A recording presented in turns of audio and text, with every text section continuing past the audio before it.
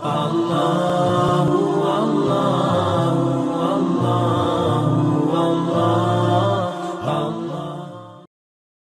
kita lanjutkan setelah tadi Dajjal terbunuh dan pengikut-pengikutnya juga mati. Akhirnya Nabi Isa alaihissalam menyebarkan keadilan di muka bumi dan keluarlah pada saat itu Ya'juj Ma'juj yang disebutkan dalam sebuah riwayat yang sahih. Kata Nabi SAW, Allah berfirman kepada Isa, wahai Isa, aku akan keluarkan hamba-hambaku yang kau tidak akan mampu untuk melawannya. Maka keluarlah Ya'juj Ma'juj dari dua gunung yang sedang dihimpit. Ada satu peneliti dari Mesir yang Allahu alam, saya melihat buku beliau sangat bagus sebenarnya, sistematis, dan beliau tinjau lokasi sendiri, dan di situ ada beberapa bukti-bukti secara histori dan juga dihubungkan dengan dalil-dalil. Karena pernah ada sahabat yang menemukan tembok Ya'juj Ma'juj ini, ya. Maka dia pun melapor kepada Nabi SAW dan Nabi SAW membenarkan itu, membenarkan. Artinya tembok ini bukan sesuatu yang tersembunyi, kelihatan. Maka peneliti muslim dari Mesir ini mengatakan, dan saya punya bukunya, sudah ada terjemahan bahasa Indonesia, judulnya Ya'juj Ma'juj memang. Dia memastikan tembok itu sebenarnya adalah tembok Cina, yang berada di Cina sekarang dan memang menyambung antara dua gunung yang besar. Kata Nabi SAW, kecelakaanlah bagi suku Arab karena sudah terbuka dari lubang Ya'juj Ma'juj seperti ini. Ketemukan antara jari tengah beliau dengan ibu jari. Artinya mereka sudah bisa melihat. Dalam riwayat yang lain dikatakan bahwasanya Ya'juj Ma'juj setiap hari menggali gunung itu, berusaha untuk keluar. Tapi mereka pada saat tiba malam hari karena kecapean mereka istirahat, Allah Subhanahu wa taala tutup kembali gunung itu. Sehingga besok mereka memulai lagi dari awal. Sampai nanti di saat waktunya mereka dikeluarkan oleh Allah Subhanahu wa taala. Sampai saatnya nanti mereka dikeluarkan oleh Allah Subhanahu wa taala. Jadi memang cerita tentang mereka ini akan keluar disampaikan dalam banyak riwayat. Kemudian setelah itu mereka akan keluar dengan hikmah Allah Subhanahu wa taala, dan Isa alaihissalam menyelamatkan dirinya bersama orang-orang beriman di atas gunung. Dan ada beberapa riwayat menyebutkan di Gunung Tur, ya. Gunung Tur ini ada di Palestina kalau tidak salah, dan ada surah At-Tur menjelaskan masalah itu. Ya, yang jelas Isa alaihissalam di atas gunung dan akhirnya Ya'juj Ma'juj mulai membuat kerusakan di muka bumi. Allah Subhanahu wa taala menceritakan tentang mereka panjang lebar dalam banyak ayat Al-Qur'an.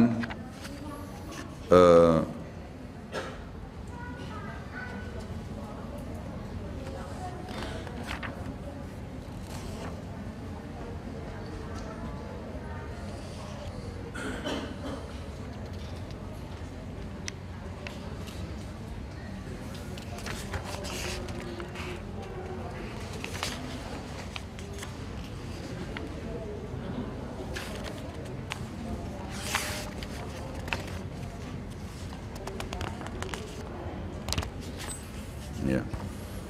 Baik. Yang jelas diceritakan dalam Al-Quran tentang cerita mereka Ya'juj Ma'juj ini, dan mereka akan keluar tepatnya di surah Al-Anbiya ayat 96 sampai 97. Dan yang pegang buku ada di halaman 82 itu. A'udzubillahi minasyaitonirrajim, hatta idza futihat Ya'juj Ma'juj hum min kulli hadabin yansilun waqtarabal wa'dul haqqu fa idza hiya syakhisatun absarul ladzina kafaru ya wailana qad kunna fi ghaflatin min hadza bal kunna zalimin. Hingga apabila dibukakan tembok Ya'juj Ma'juj dan mereka turun dengan cepat dari seluruh tempat yang tinggi, dan telah dekatlah kedatangan janji yang benar, maksudnya hari kebangkitan, maka tiba-tiba terbelalaklah mata orang-orang kafir. Mereka berkata, aduhai celakalah kami, sungguhnya kami dalam kelalaian tentang ini, bahkan kami orang-orang yang zalim. Kata para ulama tafsir, maksudnya adalah orang-orang kafir pun bingung. Dari mana nih manusia-manusia? Kenapa kok membunuh semuanya? Walaupun mengatakan kami mau jadi pengikut kalian, tetap dibunuh, tidak diterima. Dan Nabi SAW menyebutkan ciri-ciri mereka. Mereka memiliki rambut yang keriting, yang mata mereka, bola kelopak mata mereka besar dan mata mereka kecil. Kemudian mereka memiliki kulit yang mendekati kekuning-kuningan, ya, kekuning-kuningan. Ini riwayat yang menjelaskan tentang postur tubuh, dan mereka tidak terlalu tinggi dan tidak terlalu pendek seperti manusia biasa, cuma mereka sangat beringas. Dan mereka pada saat menemui siapapun mereka membunuhnya. Termasuk dalam riwayat dikatakan mereka akan memakan ular, kalajengking, semuanya akan dimakan.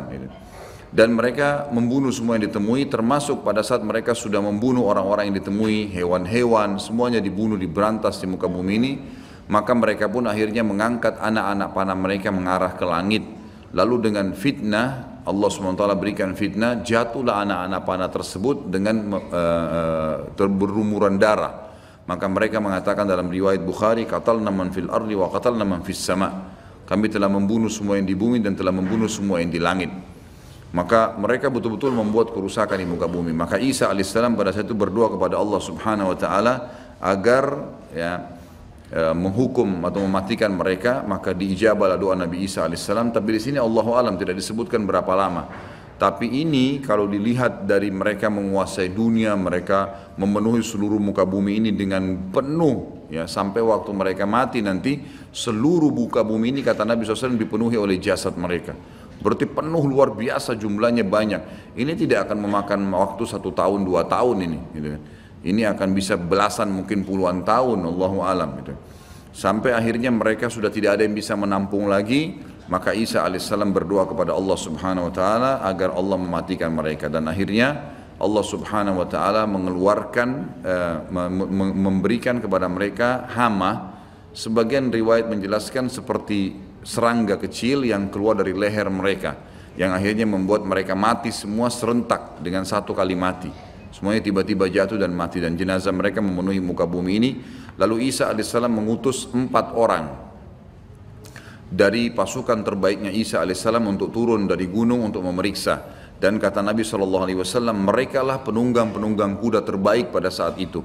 Dan kalau kalian ingin, saya akan menceritakan kepada kalian tentang warna kudanya, tentang warna baju mereka. Karena Nabi SAW diperlihatkan tentang 4 orang itu. Kemudian mereka pun keliling dan mereka menemukan ternyata Ya'juj Ma'juj semua sudah mati, dan mereka melapor kepada Isa alaihissalam. Maka Isa pun berdoa kepada Allah agar dihilangkan jenazah itu, dihilangkan mereka. Lalu datanglah burung-burung dari arah barat yang memiliki leher-leher yang panjang seperti unta, lalu mencengkeram mereka, lalu membawa mereka ke arah lautan. Setelah itu Allah Azza wa Jalla menurunkan hujan yang lebat sehingga membersihkan muka bumi ini jadi bersih. Baik, setelah itu ada riwayat yang disebutkan oleh Syekh Abu Bakar di sini, sebuah riwayat yang cukup panjang. Ini hadis diriwayatkan oleh Imam Muslim nomor 2940. Dan ini saya akan bacakan sebentar lagi.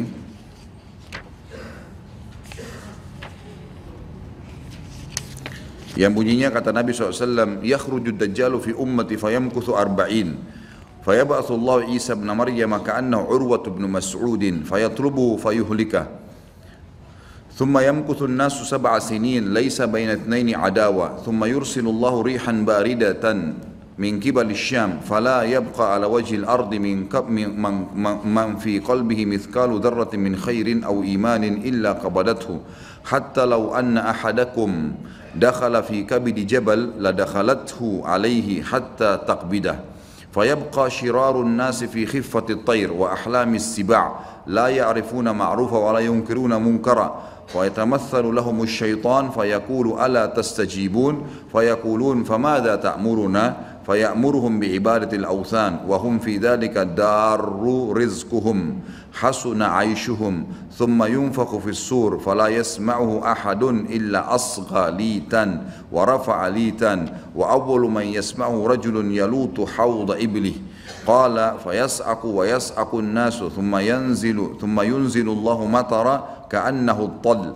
فتنبت منه أجساد الناس ثم ينفخ فيه أخرى فإذا هم قيام ينظرون ثم يقال يا أيها الناس هلم إلى ربكم وقفوهم إنهم مسؤولون sebagaimana ayat jelaskan itu ثم يقال أخرجوا بعث النار فيقال من كم فيقال من كل 1999 فذلك يوم يجعل الولدان شيبا وذلك يوم يكشف عن ساق.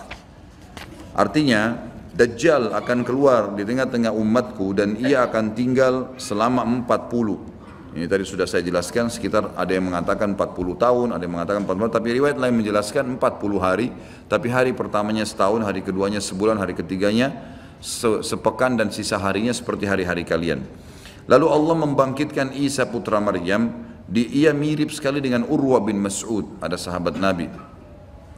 Maka Isa mencari Dajjal dan kemudian membunuhnya. Setelah itu manusia tinggal selama 7 tahun tanpa ada permusuhan di antara mereka.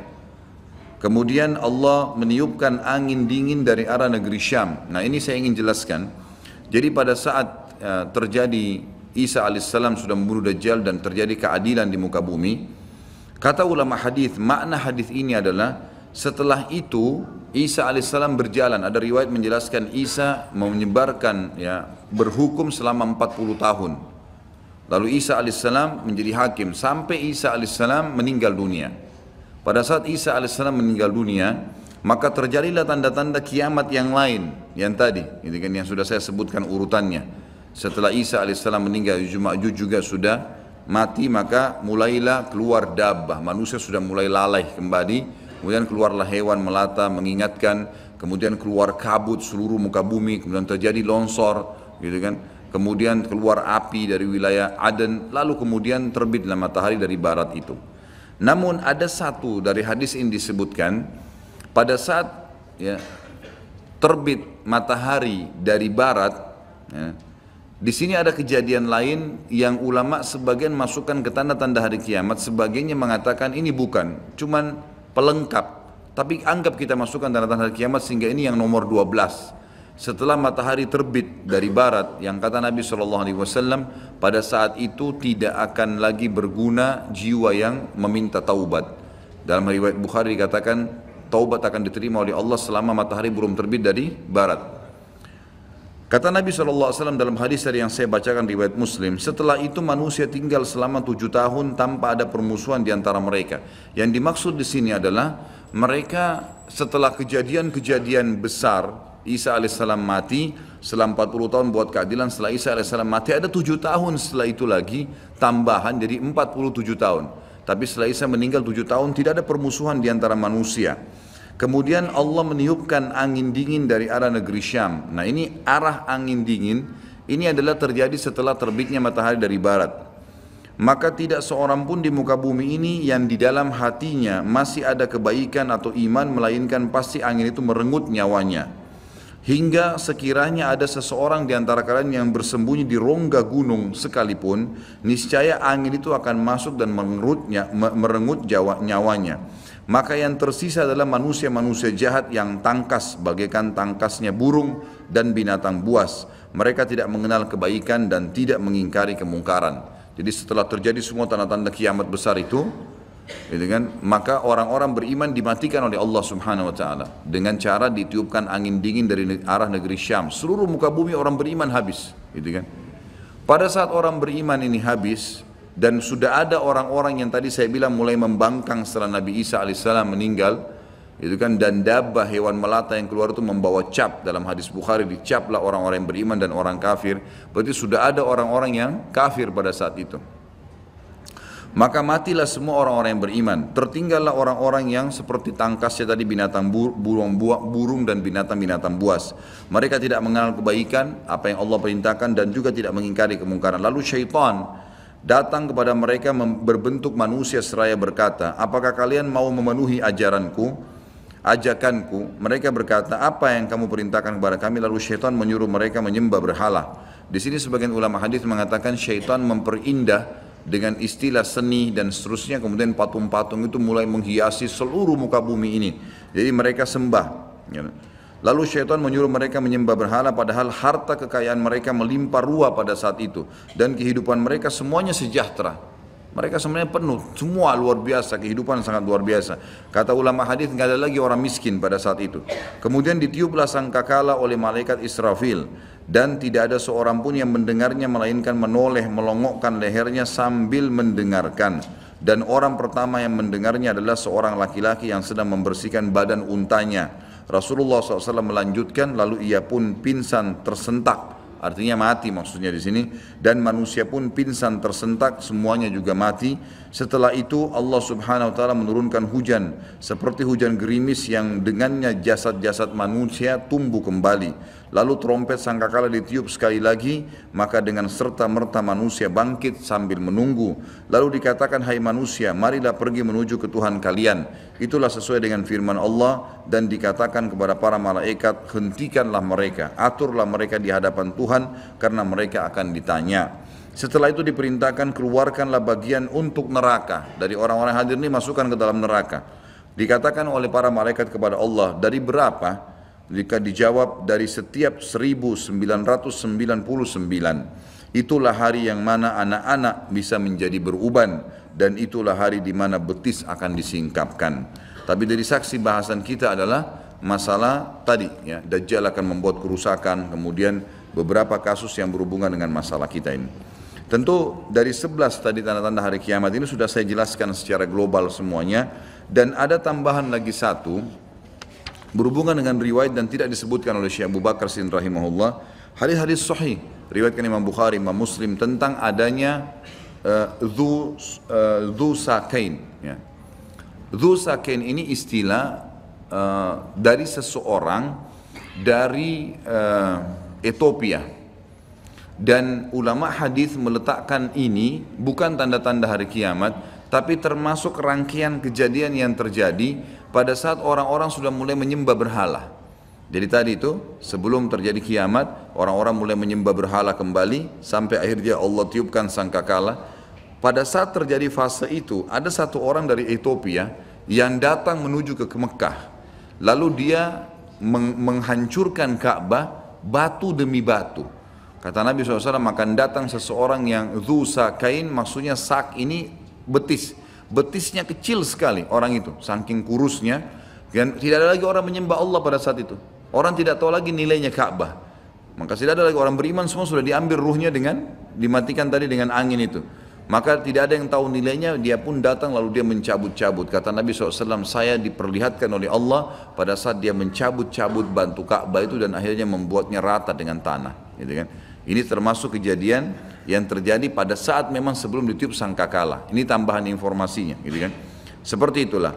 Jadi ini tanda-tanda kiamat semua yang pasti akan terjadi sampai nanti akan dibangkitkannya manusia, gitu kan? Dalam riwayat lain, riwayat Imam Muslim nomor 2949 di halaman 89, kalau teman-teman yang pegang buku, la taqumus sa'a illa ala syirarin nas. Tidak akan pernah terjadi hari kiamat, ya, sampai, ya, kecuali pada orang-orang yang jahat, kecuali pada orang-orang yang jahat. Ada beberapa dalil yang saya akan bacakan sebagai penutup dalam bahasan kita sebelum pindah ke dalil aklinya tentunya. Tadi sampai terakhir saya baca surah An-Naml ayat 82 dan akhirnya saya hubungkan dengan tanda-tanda hari kiamat di halaman 82. Sekarang saya bacakan juga Anbiya 96-97 sudah saya bacakan tadi, Ya'juj Ma'juj. Sekarang saya bacakan surah Az-Zukhruf ayat 57 sampai 61 yang bunyinya a'udzubillahi minasyaitonir rajim walamma duriba ibnu maryam mathalan idza qaumuka minhu yasiddun wa qalu alihatuna khairun am hu ma darabuhu laka illa jadala bal hum qaumun khasimun in huwa illa abdun an'amna alaihi wa ja'alnahu mathalan li bani Israil walau nasha'u laja'alna minkum malaikatan fil ardi yakhlufun wa innahu la'ilmun lis-sa'ati fala tamtarunna biha wattabi'un hadha siratun mustaqim.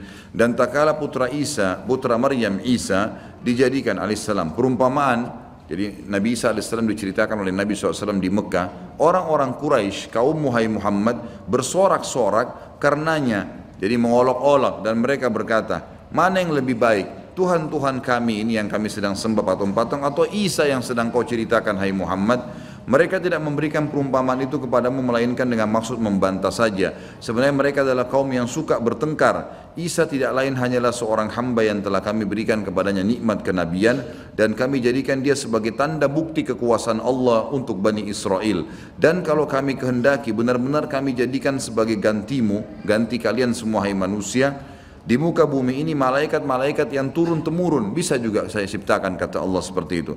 Dan sungguhnya turunnya Isa itu pertanda akan datangnya hari kiamat. Karena itu janganlah kamu ragu-ragu tentang kiamat itu dan ikutilah aku, inilah jalan yang lurus. Tapi saksi bahasan dari panjang ayat ini adalah turunnya Isa merupakan pertanda datangnya hari kiamat. Jadi menguatkan apa tadi yang kita sebutkan tanda-tanda hari kiamat itu.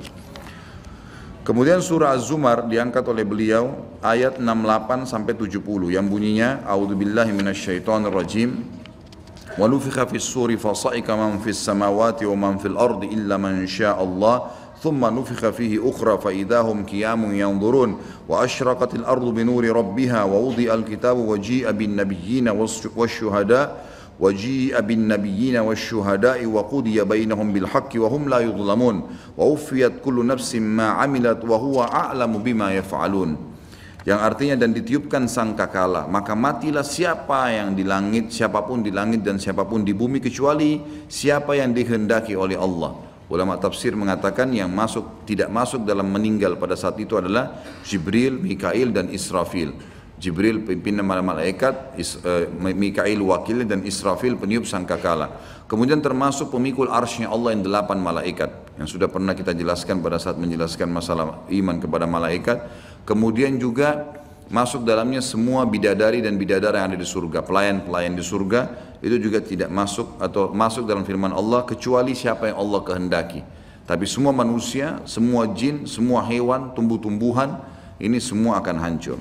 Kemudian ditiup sangkakala itu sekali lagi, maka tiba-tiba mereka berdiri menunggu putusan masing-masing dan terang benderanglah bumi atau padang mahsyar dengan cahaya keadilan Rabb-Nya dan diberikanlah buku perhitungan perbuatan masing-masing dan didatangkanlah para nabi dan saksi-saksi dan diberi keputusan antara mereka dengan adil sedang mereka tidak dirugikan dan disempurnakanlah bagi mereka disempurnakan bagi tiap-tiap jiwa balasan apa yang telah dikerjakannya dan Dia Allah lebih mengetahui apa yang mereka kerjakan. Tentu ini menceritakan tentang masalah ditiupnya sangkakala tadi yang pada saat selesai semua tanda-tanda kiamat besar ditiup sangkakala, itu saksi bahasan kita.